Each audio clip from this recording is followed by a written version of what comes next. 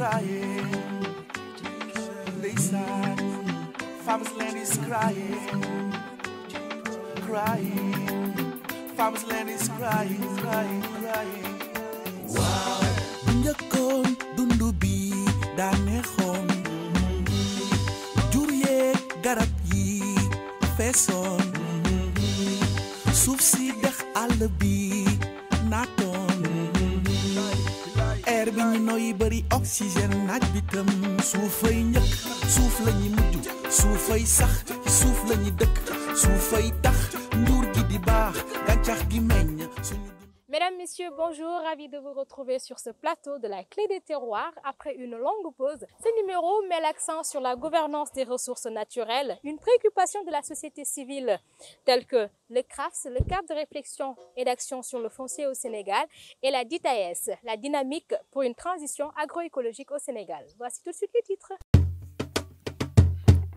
Des organisations engagées pour des modèles de gouvernance durable des ressources naturelles, foncier, eau et forêts, et des politiques de développement garantissant la souveraineté et la sécurité alimentaire des générations actuelles et futures. Il sera question de revenir sur les actions menées par ces deux organisations en termes de participation au processus de formulation du document de politique foncière nationale et de la contribution pour une transition agroécologique au Sénégal. L'État sera interpellé sur ce document de politique foncière toujours en suspension. Il devient urgent de finaliser cette réforme. C'est l'une des solutions phares au conflit foncier plus noté au Sénégal, mais dans ce numéro, la nécessité est de revoir notre système de production et de consommation. Les enseignements tirés de la Covid-19 nous exigent de revoir les politiques de production pour la reconstruction de notre souveraineté alimentaire. Voilà le sommaire de ce numéro 14 de votre magazine La Clé des Terroirs. Le développement, c'est dans une poignée de secondes.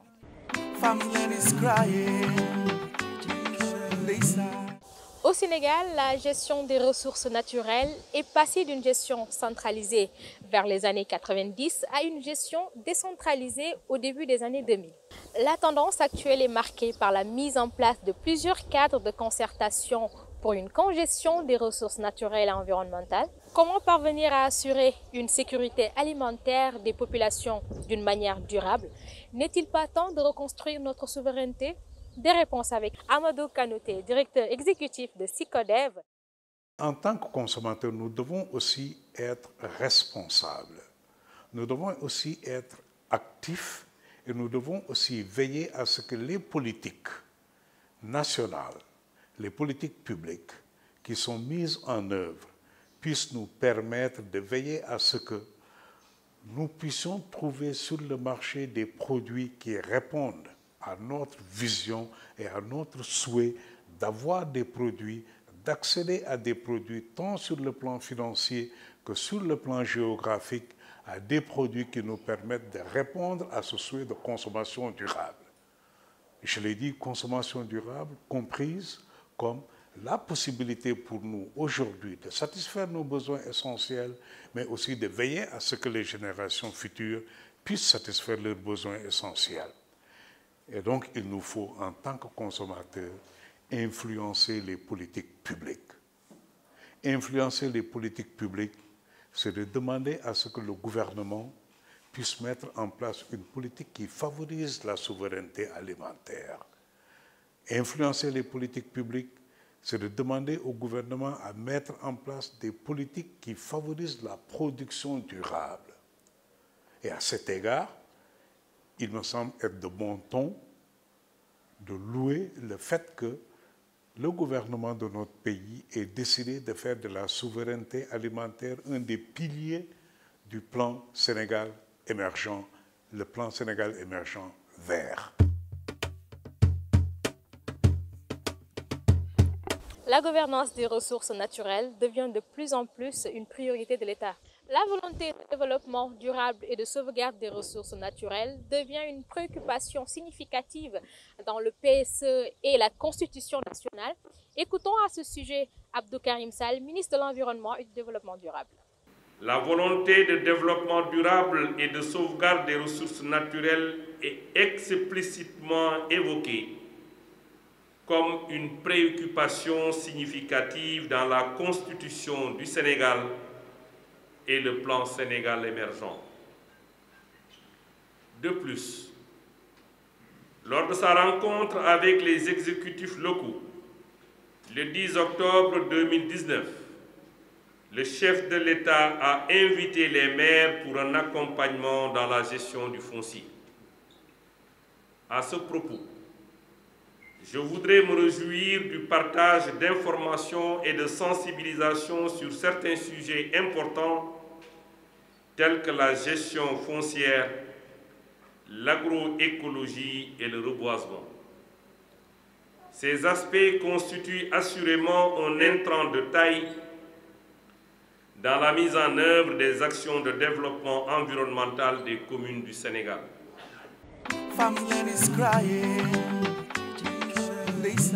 Le dossier de ce numéro porte sur deux activités phares organisées pour une meilleure gestion foncière, seul gage de paix durable et de développement socio-économique.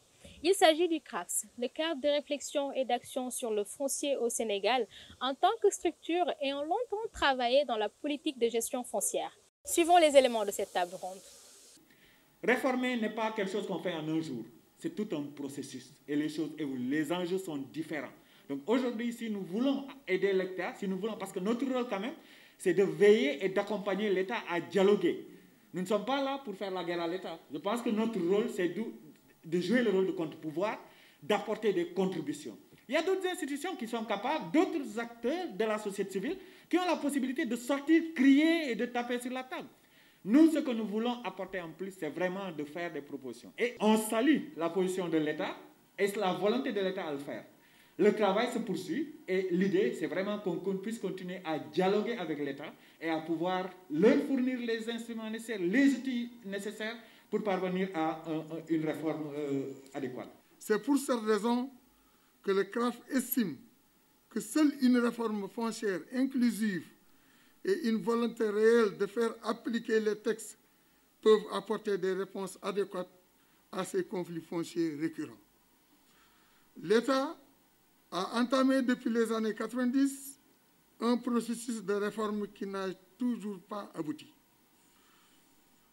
À son arrivée au pouvoir en 2012, le régime en place avait manifesté sa volonté d'aller de l'avant sur la réforme foncière, une réforme phare du plan Sénégal émergent.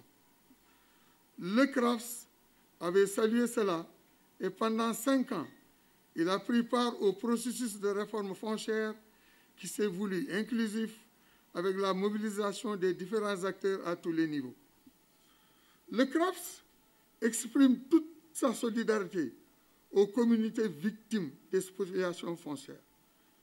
Il affirme sa disponibilité à apporter son soutien aux communautés concernées et aux acteurs engagés dans la défense des droits de ces victimes. Aussi, affirme-t-il, sa volonté d'accompagner les communautés paysannes à sécuriser leurs terres.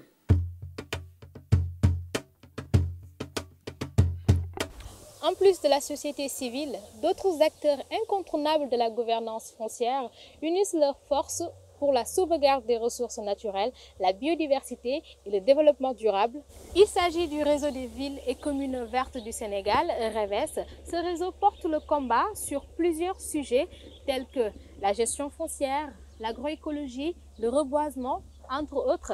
Suivons Omar Ba qui revient sur l'activité de cet atelier qu'avait organisé le REVES. La gestion du foncier et la gestion des ressources naturelles est une préoccupation majeure pour toutes les composantes de la société.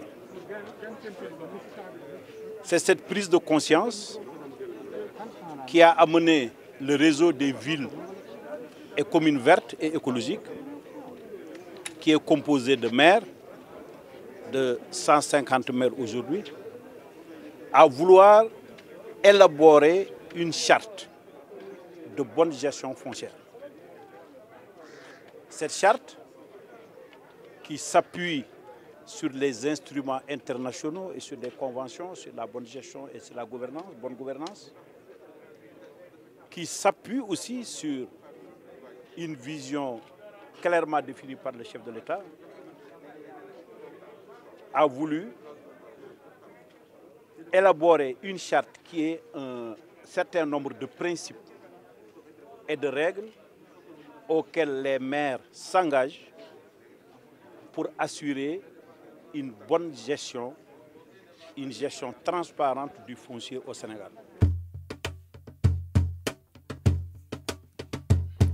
Selon le ministre et maire de la ville de Sangalkam, en tant que collectivité territoriale, les maires se doivent d'être informés sur les sujets qui aujourd'hui les mènent au cœur du débat. Écoutons-le. Il faudrait absolument que les maires du Sénégal prennent conscience de leur responsabilité vis-à-vis du foncier. Il y a beaucoup de problèmes dans le foncier, énormément de problèmes dans le foncier au niveau du Sénégal. La responsabilité des exécutifs locaux, des maires, je crois que c'est important que nous les maires, nous prenions conscience que c'est une responsabilité qui est au niveau de nos épaules. Nous devons faire très attention avec le foncier, penser aux générations actuelles et aux générations futures, mais également beaucoup plus de responsabilités par rapport à la relation que nous avons également avec le foncier.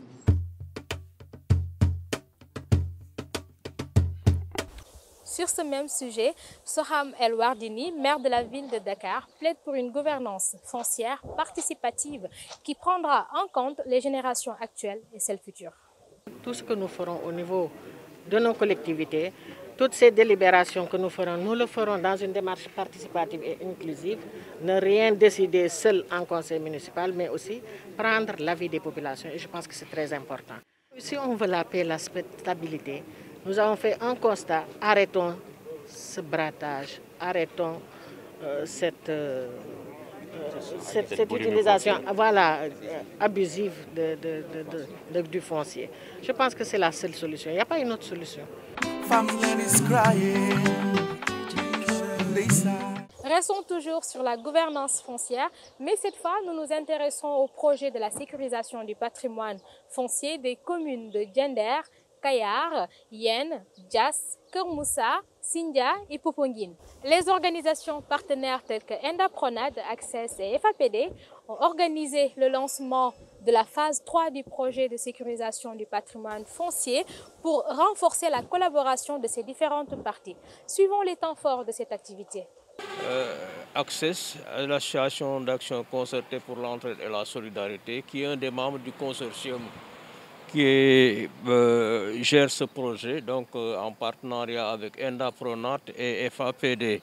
Ce consortium en fait intervient sur 7 communes dans le triangle Dakar-Thiès-Mbour, qui est caractérisé par une situation foncière assez particulière du fait des fortes sollicitations de la part de grands projets de l'État, mais aussi de certaines entreprises d'immobilier, donc des miniers, du tourisme, donc un certain nombre d'enjeux qui fait que nous avons réfléchi avec notre partenaire HEX EPR donc, pour concevoir ce projet foncier.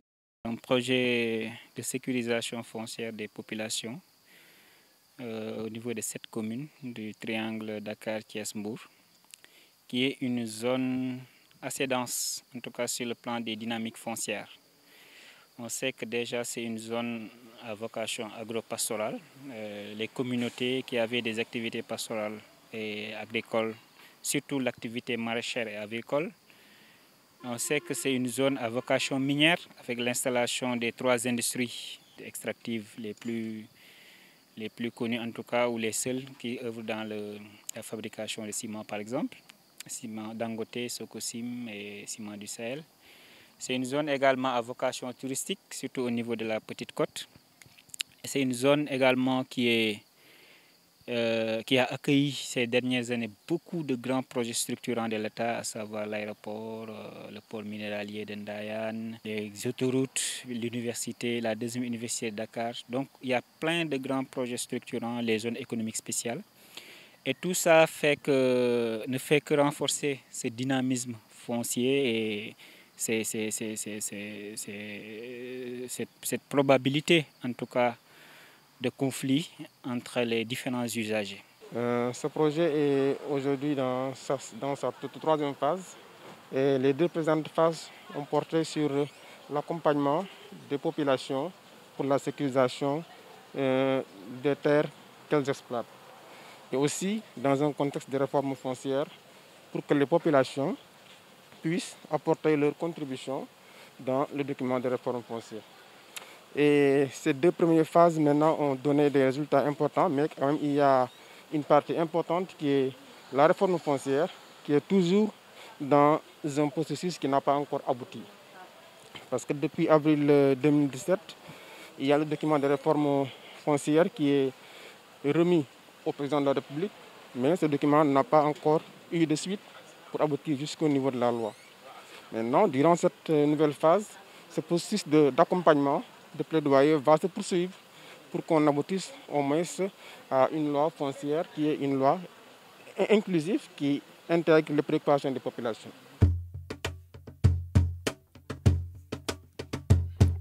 Une réforme foncière participative et inclusive est l'une des solutions phares pour mettre fin au conflit foncier. Pour Mariam Sow, l'État doit poursuivre la réforme foncière. Le plaidoyer du mois. Nous demandons au président de la République de finaliser cette réforme foncière qui est importante, dans laquelle la société civile a travaillé, je dis la société civile, et a fait des propositions et qui tient compte de sa vision. Il faut qu'on arrive à finaliser cela parce que aussi nous sommes tous au Sénégal, nous suivons l'actualité, nous savons ce qui se passe. Donc le foncier aujourd'hui, en tout cas, doit être une préoccupation fondamentale de notre pays, tout en tenant compte de la diversité des activités que je viens de dire, l'agriculture, l'élevage et l'espace, parce que nous avons besoin d'un cadre de vie agréable. Donc nous avons besoin de finaliser cette réforme foncière autour de laquelle il s'est engagé. Et je sais que l'agroécologie qu'il porte ne peut pas évoluer sans une gouvernance transparente de nos ressources naturelles. C'est sur ce cri de cœur que se termine ce numéro de la Clé des Terroirs. Merci de l'avoir suivi, merci de votre fidélité. Merci aux partenaires Hexeper, Endapronat, Access, FAPD et Wobin.